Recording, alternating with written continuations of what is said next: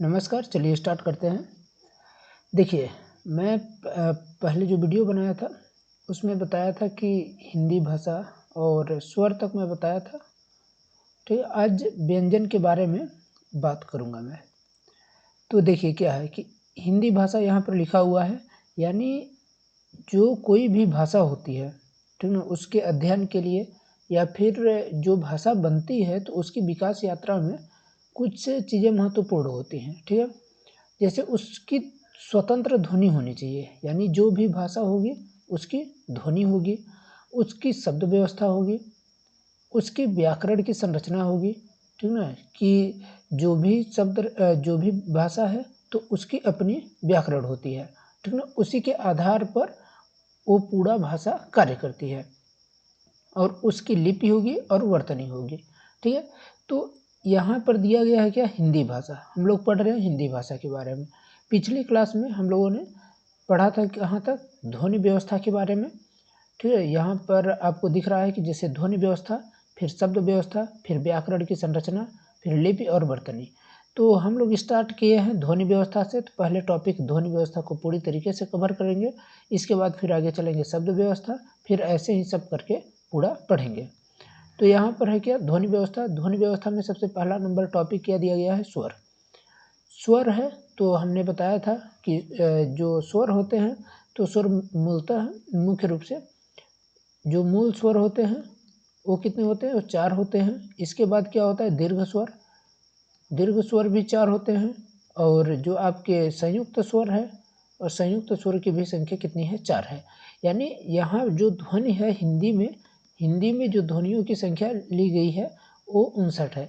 कहीं कहीं पर कुछ अलग मिलेगा आपको। मैं इसमें खुद ही कुछ अलग करके आपको बताऊंगा। वो जो अलग होता है तो यहाँ व्यंजन से उसको आप देखेंगे। जब आज व्यंजन में पढ़ेंगे तो वहाँ पर मैं आपको बताऊंगा कि कैसे जो मतलब जो उसमें बताते हैं कि नहीं 59 नहीं, कुछ कम है, तो वो कैसे कम है, और जो मैं बता रहा हूँ 59 वो कैसे 59 हो गया, तो मैं सबको मतलब गिना करके आपको बताऊंगा। देखिए, स्वर की संख्या क्या है, स्वर की संख्या 12 आपको पता होगा। जैसे इसमें मैं मूल स्वर है, फिर दीर्घ स्वर, फिर संयुक्त स्वर, ठीक है। इसी प्रकार से क्या है, व्यंजन जो है, व्यंजनों की संख्या कितनी है, 45 है। ये कहीं कहीं पर आपको अलग मिलेगा, और अलग क्या मिलेगा, कितना मिलेगा, ये सब मैं आपको बताऊंगा। और अयोगवाह जो होता है, अयोगवाह की संख्या कितनी है, 2 है। इसमें 3 रहते हैं, मतलब 3 दिखते हैं आपको, लेकिन मुख्य रूप से वो 2 ही है, ठीक है। इसका वर्गीकरण 2 ही है। आपको मैं यहाँ पर बता दूँ थोड़ा सा। एक विसर्ग हो गया, और जो दूसरा है, तो दूसरे में 2 आते हैं, इसमें अनुस्वार और अनुनासिक, ठीक ना। अनुस्वार और अनुनासिक, इनको हम एक ही श्रेणी में रखते हैं, क्योंकि जो अनुस्वार होता है तो इसमें क्या रहता है कि इसमें बिंदी लगती है, और अनुनासिक वाले में क्या होता है कि अनुनासिक में चंद्र बिंदी लगती है। तो इसको एक ही मतलब इसको गिना जाता है। यहाँ पर आप अलग अलग करके इसको हम समझेंगे, ठीक है, अयोगवाह में। तो अब क्या है कि मूल स्वर के बारे में पिछले वीडियो में बताया था, उसको मैं देख रहा था, थोड़ी उसमें आवाज़ की टेक्निकल एरर की वजह से आवाज़ अच्छी तरीके से नहीं आई है, ठीक ना। तो इसको मैं थोड़ा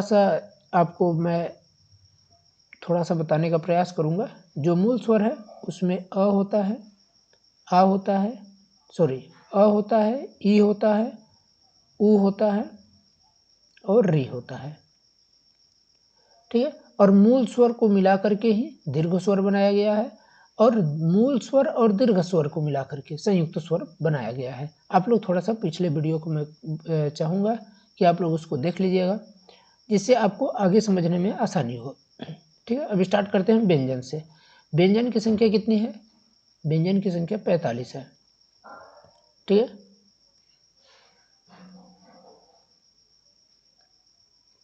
ये स्वर में बताया था, स्वर, मूल स्वर, दीर्घ स्वर और संयुक्त स्वर। अब आ जाते हैं व्यंजन में। तो व्यंजन क्या होता है, हाँ, स्वर जो था, तो स्वर होता क्या है, आप लोग पहले ये जान लीजिए। अ होता है, आ, ई, बड़ी ई, उ, उ, यहाँ पर री होता है, ठीक है, री। और री जो ऋषि होता है वो दो होता है ऋषि, एक ए हो गया आपका जो वहाँ था, ठीक है, और दूसरा ऐसे होता है, ठीक है। ये बड़ा री, इसका प्रयोग कहाँ पर होता है, इसको मैं जब प्रयोग कराऊंगा तो वहाँ पर आपको मैं बताऊंगा। और इसका प्रयोग कहाँ पर होता है, ये दोनों का प्रयोग अलग अलग होता है, ठीक है। लेकिन कई जगह पर आप पाएंगे कि री सिर्फ एक ही बताते हैं, ऐसा नहीं है। री की संख्या जो है तो वो दो है, दो अलग अलग री है। जैसे उ दो अलग अलग है, ऐसे ही सब, जैसे अ दो अ है, ई दो है, उ दो है, इसके बाद ए, ऐ, ओ, औ, ठीक है। अब ये लीजिए 2, 2 4, 2 6, 2 8, 2 10, 2 12, यही स्वर हैं। स्वर की संख्या सिर्फ 12 है और 12 स्वर सिर्फ इसी को ही कहा जाता है। कहीं कहीं आप 11 पाएंगे, 11 में इसको नहीं गिना जाता है। जहाँ पर जो इसको नहीं गिनते हैं वो वहाँ पर आपको 11 बताएंगे, ठीक है। लेकिन जो मूल रूप से है तो वो कितने हैं, स्वरों की संख्या 12 है, ठीक है।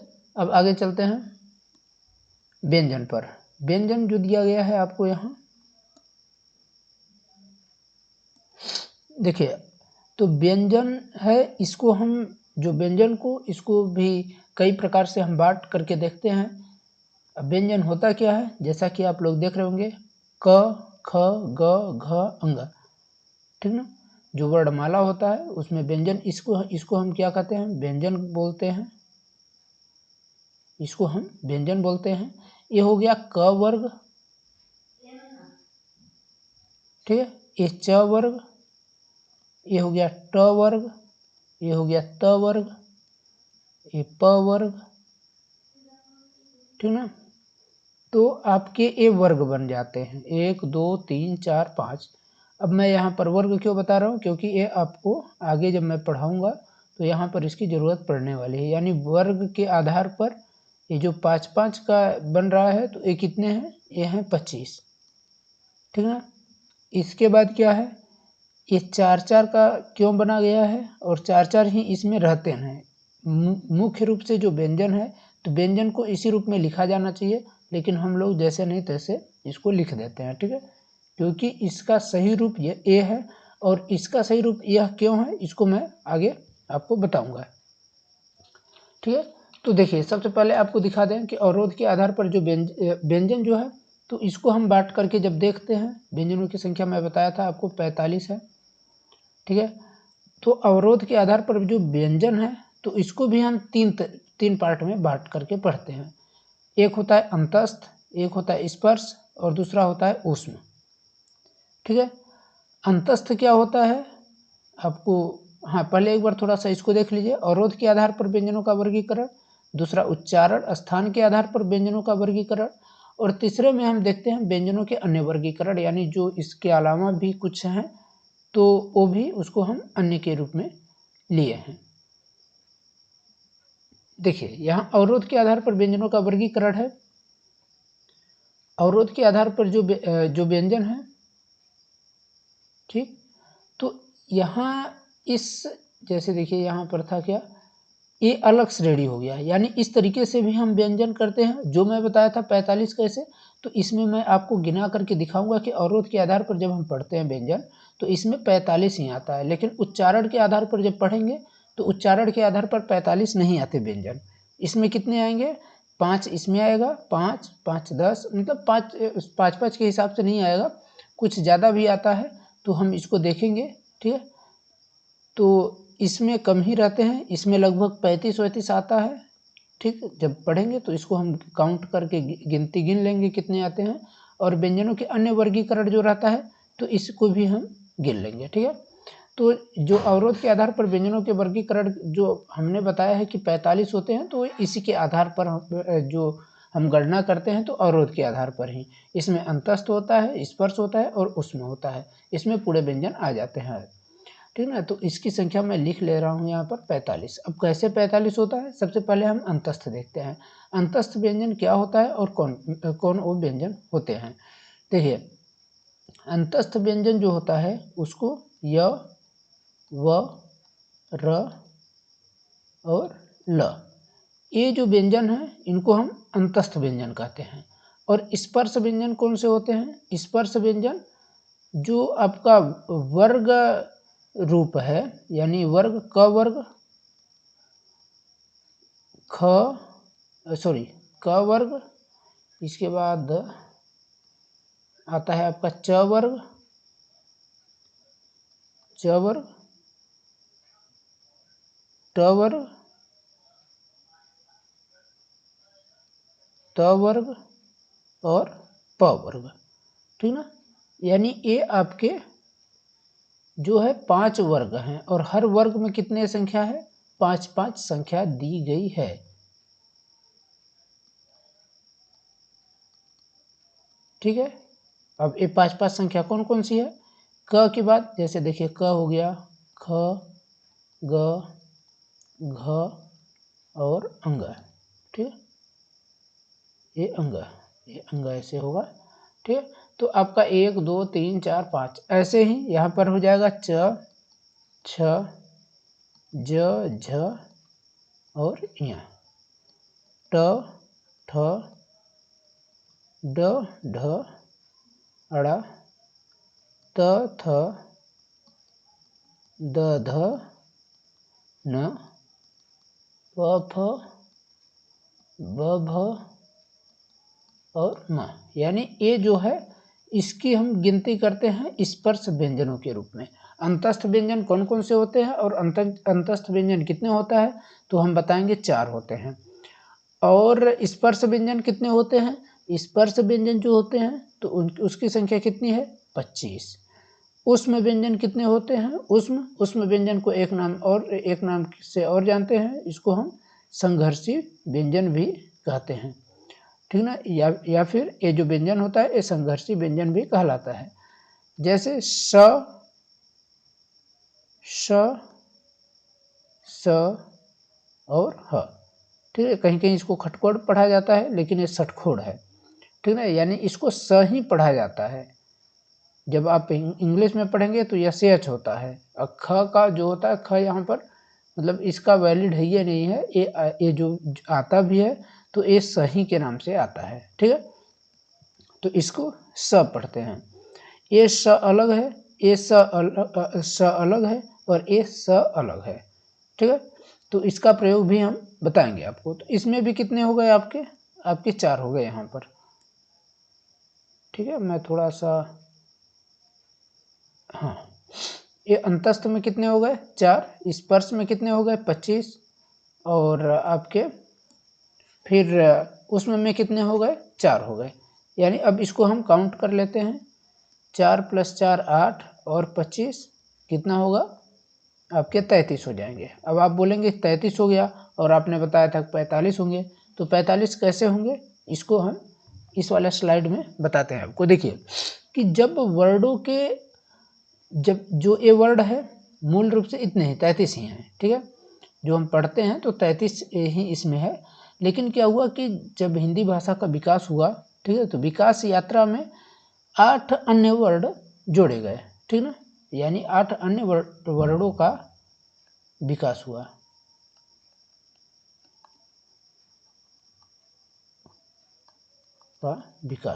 अन्य वर्ड कह सकते हैं या फिर ध्वनि, 8 ध्वनियों का विकास हुआ। अब ये 8 ध्वनियाँ कौन सी हैं?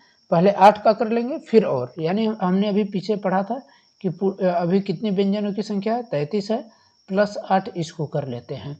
अब ये 8 कौन कौन सी हैं आप लोग इसको जान लीजिए। देखिए मराठी में एक आप कभी देखे होंगे ए वाला ल आता है, ठीक है, तो इस ल का विकास हुआ मराठी में। इसके बाद क्या है? अपभ्रंश। अपभ्रंश से इसको आपने पढ़ा होगा और इसका हम अच्छी तरीके से उपयोग भी करते हैं, ठीक ना। जैसे पहाड़ और पढ़ाई तो 2 अलग अलग चीज़ है, तो इसका हम प्रयोग करते हैं, अच्छी तरीके से प्रयोग करते हैं और काफ़ी मात्रा में इसका हम प्रयोग करते हैं। तो ये भी क्या है? अपभ्रंश है, जो कि धीरे धीरे प्रयोग करते करते काफ़ी समय में विकास इसका हुआ है। और इसके बाद तीसरा लेते हैं। तीसरे तो यहाँ पर क्या हो गया आपका? 1 और 2 हो गया, 1 हो गया यहाँ पर और यहाँ 2 हो गया, यानी पूरा मिला के अभी कितना हो गया? 3 हो गया। अपभ्रंश। इसके बाद क्या होता है फारसी। फारसी फारसी जो होता है तो हमारे वर्ड में यानी हमारा जो व्यंजन है तो व्यंजन में हम फारसी को भी लेते हैं। और कौन कौन से फारसी शब्द हमारे व्यंजन में है तो इसको हम देख लेते हैं।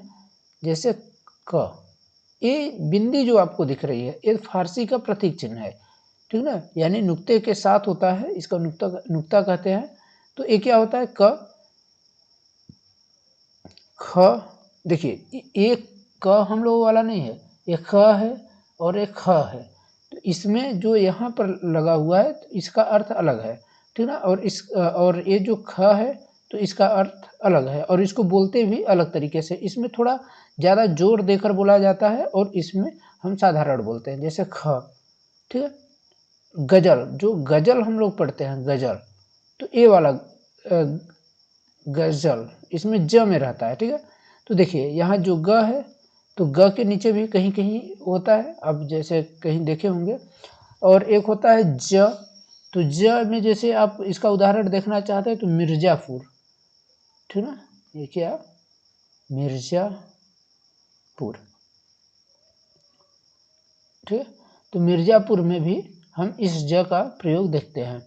और क्या है फ, जैसे कफन, तो कफन उसको नहीं बोलते कफन, तो ए वाला जो है तो वहाँ पर इसका प्रयोग किया जाता है, यानी क का प्रयोग अलग है और ए ख का प्रयोग अलग है, ख का प्रयोग अलग है और इस ख का प्रयोग अलग है, ग का अलग है और इस ग का अलग है, और ज का अलग है और इस ज का अलग है, और फ ये अलग अलग हैं, ठीक है। जैसे यहाँ फारसी है तो ये फारसी इसी फ का प्रयोग किया गया है, ठीक। तो यहाँ पर इसमें कितने हो गए, एक हो गए, 2 3 4 5, 5 यहाँ पर, यानी 5 और 3 यानी 8। अब 8 3 11 यानी 41। अब बोलेंगे अब भी नहीं हुआ 45, तो अब आपको आगे बताते हैं कि 4 और कौन कौन से शामिल किए गए हैं और वो 4 आपको कहाँ से प्राप्त होते हैं। तो जब इसके अतिरिक्त जो होता है संयुक्त व्यंजन के बारे में आप लोगों ने कभी न कभी सुना होगा, और अगर नहीं सुना है तो ये समझ लीजिए कि संयुक्त व्यंजन भी होते हैं, ठीक है। और संयुक्त व्यंजन में, ठीक है, संयुक्त व्यंजन में इस वाले स्लाइड में ले लेता हूँ कि संयुक्त व्यंजन और संयुक्त व्यंजन कौन कौन से होते हैं।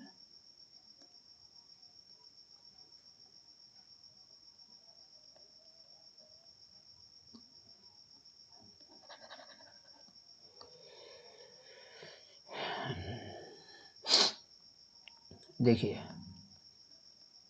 ये हो गया संयुक्त व्यंजन। अब संयुक्त व्यंजन कौन कौन से होते हैं इसमें हम इसको देखेंगे। देखिए संयुक्त व्यंजनों की संख्या कितनी है, संयुक्त व्यंजनों की संख्या 4 है, जिसका हम प्रयोग करते हैं। जब आपने इसको देखा होगा या इसको पढ़ा होगा तो इसमें कुछ ऐसे व्यंजन है जिसको हमने यहाँ पर आपको नहीं बताया है। जैसे क्या क्या नहीं बताया है देखेंगे, आपको कुछ याद आ जाएगा कि इसमें हमने छछत्री को नहीं बताया है, त्रिशूल को नहीं बताया है, ठीक है, जो कि आपको यहाँ पर ऊपर दिख रहा है लेकिन हमने वहाँ पर नहीं बताया है, ठीक है, यानी मैंने वहाँ पर नहीं बताया। तो इसमें कौन कौन से संयुक्त व्यंजन आते हैं, तो संयुक्त व्यंजन एक होता है छछत्री, छछत्री।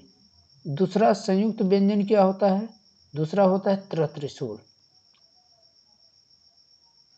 तीसरा क्या होता है ज्ञ, यानी ज्ञानी वाला। चौथा क्या होता है श्र, यानी श्रमिक वाला, ठीक है। अब ये बने कैसे, संयुक्त कैसे हुए, इसको हम देख लेते हैं, ठीक है। तो इसमें 2 व्यंजनों का प्रयोग, संयुक्त का मतलब होता है कि एक से अधिक यानी 2 या 2 से अधिक व्यंजनों का प्रयोग करके बनाया जाता है। और व्यंजन आपको पता हो कि व्यंजन स्वतंत्र होते नहीं, वो किस पर निर्भर करते हैं, स्वर पर निर्भर करते हैं, नहीं तो वो पूर्ण रूप से व्यंजन नहीं होता, वो अपूर्ण व्यंजन होता है। जैसे यहाँ पर अगर हम व्यंजन में क, अगर अ नहीं आएगा तो एक क, ये व्यंजन जो है आपका ये अपूर्ण है। जब क आपको ऐसे बनाना है तो उसमें अ की मात्रा लगानी ही पड़ेगी, ठीक है। तो ए और ए मिल करके आपके क बनते हैं। इसी तरह के जो छत्री है, तो छत्री जो है आपको कैसे बनेगा, स्वर को मिला करके और इसका जो मेन दो व्यंजनों को मिला करके बनता है। तो कौन कौन से दो व्यंजन रहते हैं, एक क होता है और एक ए वाला स होता है। तो छत्री, तो यहाँ से बनता है छ, ठीक है। त्र से क्या होता है, त्रिशूल में क्या होता है, त और र, ठीक है। दो व्यंजनों को मिला करके यहाँ पर बनाया जा रहा है। ज्ञान में क्या है कि यहाँ पर ज्ञान में जो होता है ज होता है और ज्ञान और आ रहा है यहाँ, ठीक है। इसके बाद श्र में क्या होता है, श्र में आपको ए वाला स मिलेगा और यहाँ पर र मिलेगा। इनको मिला करके ए बनाया जाता है, ठीक है। इस तरीके से आपके चार यहाँ पर हो गए। मैं पिछले कितना बताया था, पिछले मैं बताया था 41 और 4, 41 और प्लस 4, यानी कर लीजिए आपके हो गए 45। तो इस तरीके से जब हम पढ़ते हैं तो यहाँ पर व्यंजनों की संख्या कितनी होती है, 45 होती है, ठीक ना। 31 प्लस 8 प्लस 4, ठीक है। तो जब इस तरीके से हम पढ़ते हैं अवरोध के आधार पर, तो इसमें व्यंजनों की संख्या जो है, तो व्यंजनों की संख्या है 45। अब दूसरा हम लोग लेकर के चलते हैं, जो दूसरा है वो कौन सा है, उच्चारण स्थान के आधार पर व्यंजनों के भेद। आप लोगों ने कभी देखा होगा कि कंठ के आधार पर पूछा जाता है किसी किसी परीक्षाओं में, तालव्य के आधार पर, जो तालव्य मतलब कंठ मतलब जो आपका कंठ होता है, ठीक ना, और जो तालव्य मतलब आपका जो तालु होता है, यानी जीभ के ऊपर वाला पार्ट, उसको हम तालव्य कहते हैं, ठीक है। इसके बाद क्या है, मूर्धन्य। मूर्धन्य का मतलब क्या होता है, जीभ को जब हम टेढ़ा करके बोलते हैं, यानी ट वर्ग जो होता है उसको हम मूर्धन्य कहते हैं। दंत का क्या होता है कि दंत में आपके दांत का प्रयोग होता है, यानी दांत से जीभ का स्पर्श होता है, तो वहाँ पर हम दांत का प्रयोग, यानी इसमें दांत से संपर्क होता है जब, यानी दांत की सहायता से जब ध्वनि जो भी निकलती है, ठीक ना, यानी ध्वनि को निकालने के लिए दांत का प्रयोग, ठीक ना, यानी दांत का प्रयोग आप कह सकते हैं, या दांत की सहायता, यानी दांत की सहायता से जब ध्वनि उत्पन्न होती है तो वहां पर दंत होता है। ओष्ठ क्या होता है, जहां पर ओठ की सहायता से, ठीक ना, ओठ की सहायता से जब हमारे ध्वनि निकलती है, ठीक ना, तो वहां पर क्या होता है, ओष्ठ होता है। और यहाँ कंठ क्या है कि हमारे इसमें कंठ का महत्वपूर्ण योगदान रहता है, यानी कंठ की सहायता से ही जो ध्वनि निकलती है उसको हम कंठ बोलते हैं। अब इसमें होते कौन कौन से हैं, इसको हम एक बार देख लेते हैं, ठीक ना। देखिए कंठ में क्या है कि, अब देखिए कंठ, अब इनकी संख्या कितनी है, इसको हम जब देखेंगे तो सबको एक बार पहले देख लेंगे कौन कौन से होते हैं, फिर इसका हम वर्गीकरण करके देखेंगे, ठीक है।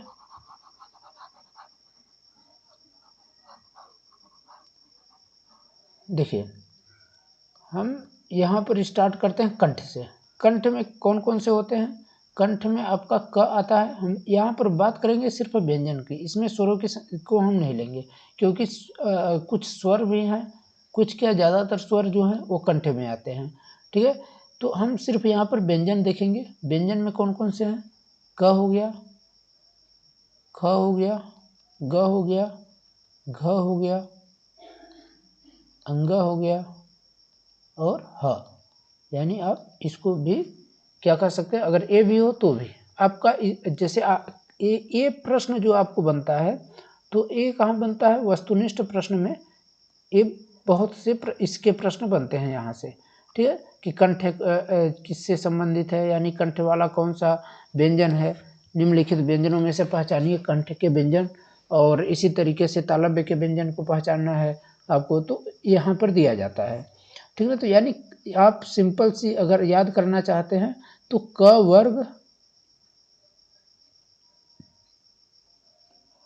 वर्ग और प्लस ह, और तालव्य में क्या रहता है,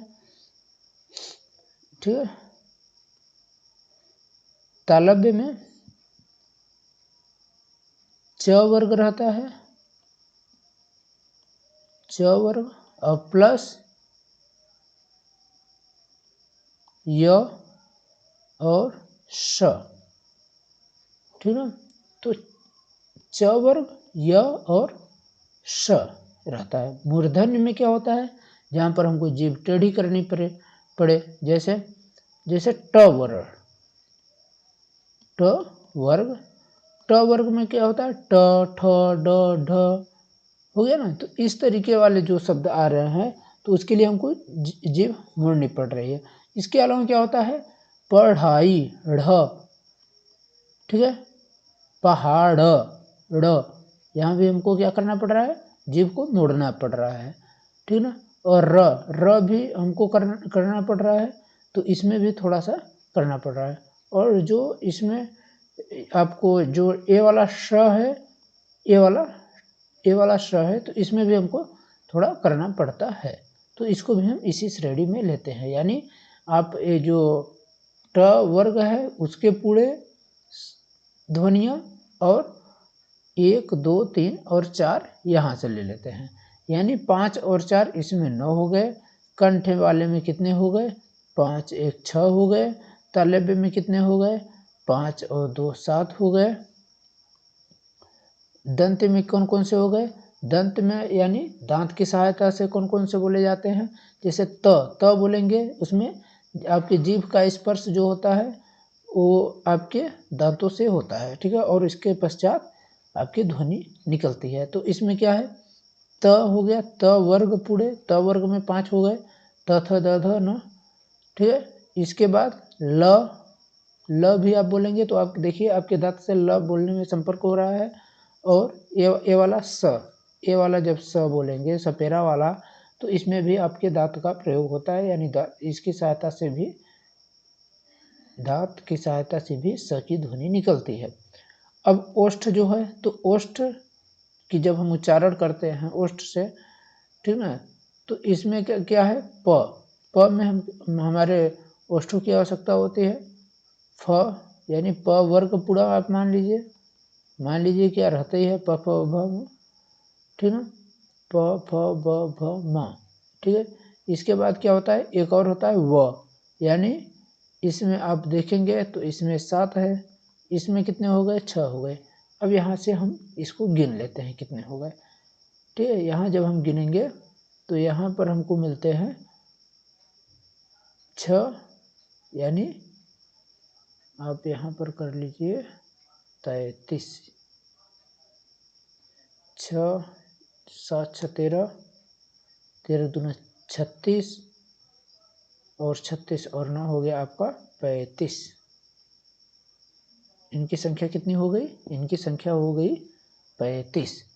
अब देखिए 35 इनकी संख्या हो गई। आप अगर यहाँ से भी देखेंगे, और मैंने पीछे जो पहले पढ़ाया था यहाँ पर आपको कि मराठी अपभ्रंश के इसमें 2 शब्द आए हैं, ठीक है। जैसे कि हम लोग ये पढ़ रहे थे तो 2 शब्द इसके आए हैं। फारसी के एक भी शब्द नहीं आए हैं। यानी फारसी के कितने शब्द हैं, 1, 2, 3, 4, 5, यानी आप 5 यहाँ से कर लीजिए और 1 यहाँ से, 5, 1, 6 हो गया, ठीक।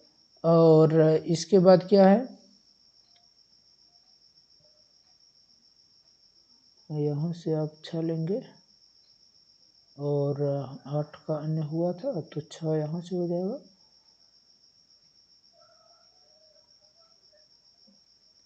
और इसके बाद जो आपका संयुक्त व्यंजन है तो उसका प्रयोग कर लेंगे, छत्र और ज्ञान, और कौन सा है आपका, छत्र, ज्ञान और स्र, ठीक है। 4 यहाँ से हो गए, तो 6 और 4, यानी आप इसमें भी देखेंगे, इस वाले में जो मैं बता रहा था उच्चारण स्थान के आधार पर, तो यहाँ भी आपको 35 हो रहे थे। और 35 में आप क्या करेंगे, 35 में आप मराठी को जोड़ लेंगे, मराठी वाला, ठीक है। और प्लस अपभ्रंश का जो है, अपभ्रंश तो इसमें जुड़ चुका है पहले से, तो मराठी का जोड़ लेंगे। इसके बाद फारसी वाले को जोड़ लेंगे, ठीक ना। और इसके बाद किसको जोड़ेंगे, इसके बाद हम संयुक्त जो व्यंजन है उनको, संयुक्त व्यंजन को जोड़ेंगे। तो देखिए फारसी का, मराठी का 1 हो गया, फारसी का 4 हो गया, ठीक है। और जो संयुक्त स्वर है इनकी भी संख्या कितनी है, इनकी भी संख्या 4 है। अच्छा सॉरी, यहाँ पर जो फारसी है उसकी संख्या 5 है, ठीक है ना। फारसियों की संख्या 5 है, तो इसको मिला करके पूरा ये 10 हो गया, यानी 35 और 10, 35 प्लस 10 बराबर 45।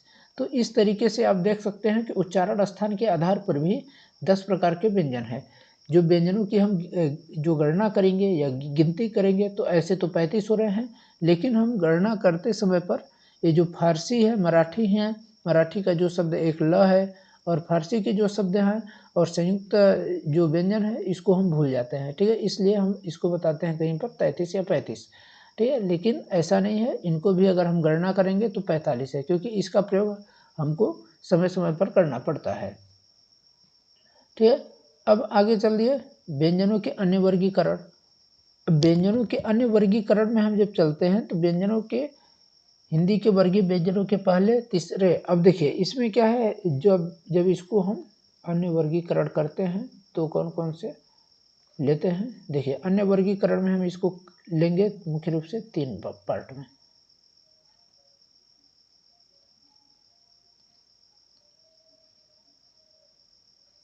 ठीक है, अब 3 पार्ट कौन सा है आप इसको देख लीजिए।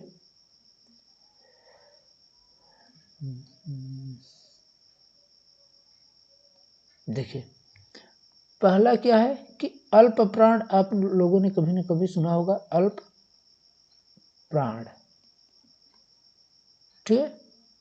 और इसी में एक होता है अल्प प्राण और महाप्राण।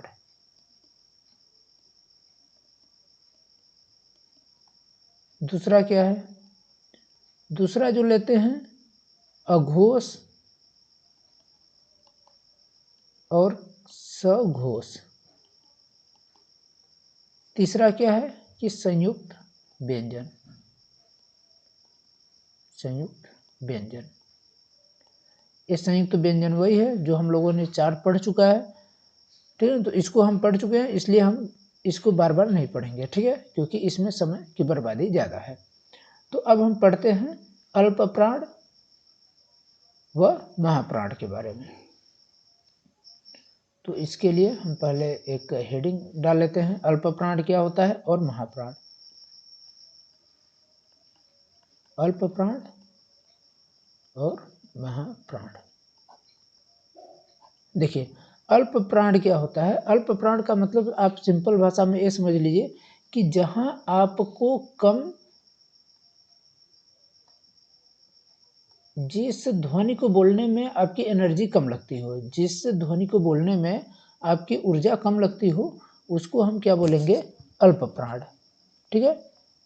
अल्प प्राण उसको हम बोलेंगे। और दूसरा क्या है महाप्राण। महाप्राण इसमें मतलब कम ऊर्जा लगती है हमारी, ठीक है ना, हमारी ऊर्जा कम ऊर्जा है। इसमें हमारी अधिक ऊर्जा लगती है, अधिक ऊर्जा, यानी इसमें हमको संघर्ष कम करना पड़ता है, संघर्ष कम करना पड़ता है और इसमें अधिक संघर्ष करना पड़ता है, ठीक है। अब अल्प प्राण कौन कौन से होते हैं, जो पहला जो वर्ग, जब हम वर्गीय व्यंजन पढ़ते हैं यानी वर्ग के आधार पर जब हम व्यंजन पढ़ते हैं, ठीक है, तो इसमें क्या है कि पहला वर्ग, जो कोई वर्ग है, मान लीजिए यहाँ पर मैं ले लेता हूँ क वर्ग, ठीक है। तो क वर्ग में क्या होता है, क होता है, ख, ग, घ और अंग।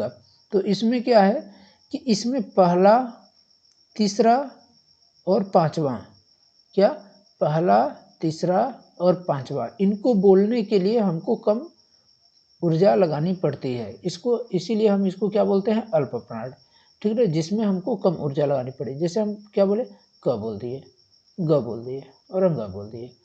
लेकिन ख को बोलने के लिए हमको क्या क्या आवश्यकता पड़ रही है, क और ह लगाना पड़ रहा है। ख, ख जब आप बोलेंगे तो आधा क आता है और ह आता है, ठीक ना। तो महाप्राण क्या होता है, इसमें हमको अधिक ऊर्जा लगानी पड़ती है और अधिक संघर्ष करना पड़ता है।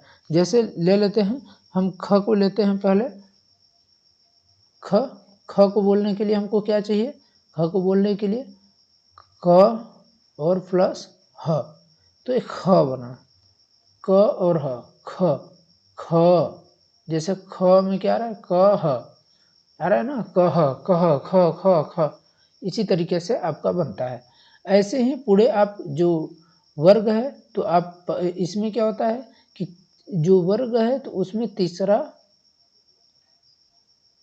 दूसरा और चौथा, दूसरा और चौथा व्यंजन जो होता है, दूसरा और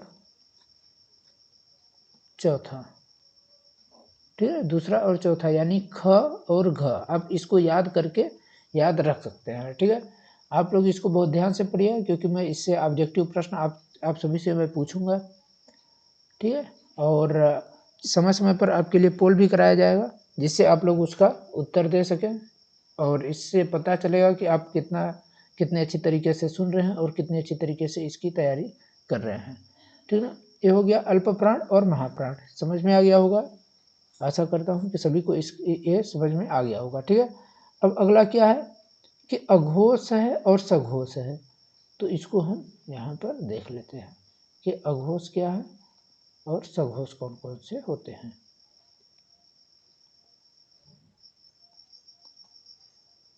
ठीक, यहाँ पर हम ले लेते हैं अघोष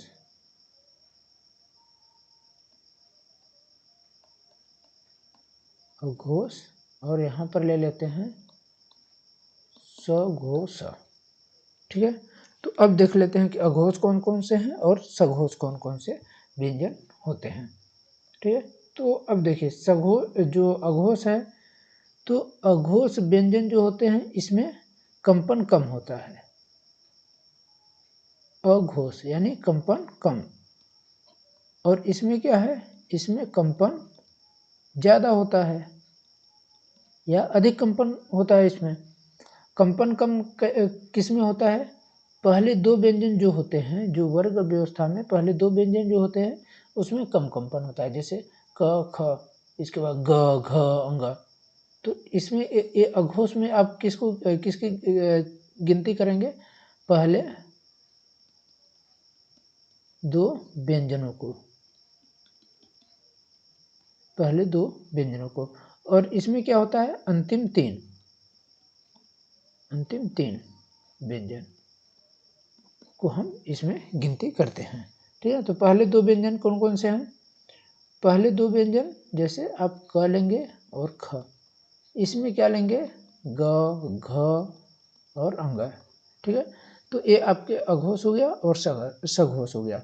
संयुक्त व्यंजन आपको मैं बता ही चुका हूँ कि संयुक्त व्यंजन क्या होता है, तो इसको मैं बार बार नहीं बताऊंगा। ठीक है, तो ये वीडियो बस यहीं तक रखता हूँ क्योंकि बहुत वीडियो बड़ी होती जा रही है, और आशा करता हूँ कि आप सभी को वीडियो अच्छी लगी होगी। अगर वीडियो अच्छी लगी हो तो आप अपने दोस्तों तक शेयर कर सकते हैं और इसको आप लाइक करके अपना फीडबैक दे सकते हैं, या फिर कमेंट करके आप अपने प्रश्न पूछ सकते हैं, या फिर जो भी डाउट हो तो आप उसको पूछ सकते हैं। अगर कुछ सुझाव हो तो आप भी कमेंट कर बता सकते हैं। ठीक है, तो अब इस वीडियो को यहीं तक रखते हैं। अगले वीडियो में हम लोग क्या पढ़ेंगे, ध्वनि व्यवस्था में एक बचा हुआ है एक टॉपिक और, जैसे कि हम लोग यहाँ देखे थे अयोगवाह। ठीक है, तो कल की क्लास में अब हम लोग क्या पढ़ेंगे, अयोगवाह के बारे में पढ़ेंगे बढ़िया से, और अयोगवाह पढ़ने के साथ साथ स्वर व्यंजन का भी एक बार, क्योंकि कल ध्वनि व्यवस्था समाप्त हो जाएगी अगली वीडियो में, तो वहाँ पर स्वर व्यंजन और अयोगवाह तीनों को एक साथ फिर से देख लेंगे, जिससे हमारे जो भी डाउट हैं वो क्लियर हो जाए और अच्छी तरीके से एक ही वीडियो में सब उसमें सही से रहे। ठीक है, तो धन्यवाद। वीडियो बस यहीं तक रखता हूँ क्योंकि वीडियो ऐसे भी 40 मिनट की हो चुकी है। आप लोग अपना फीडबैक देना न भूलें। धन्यवाद।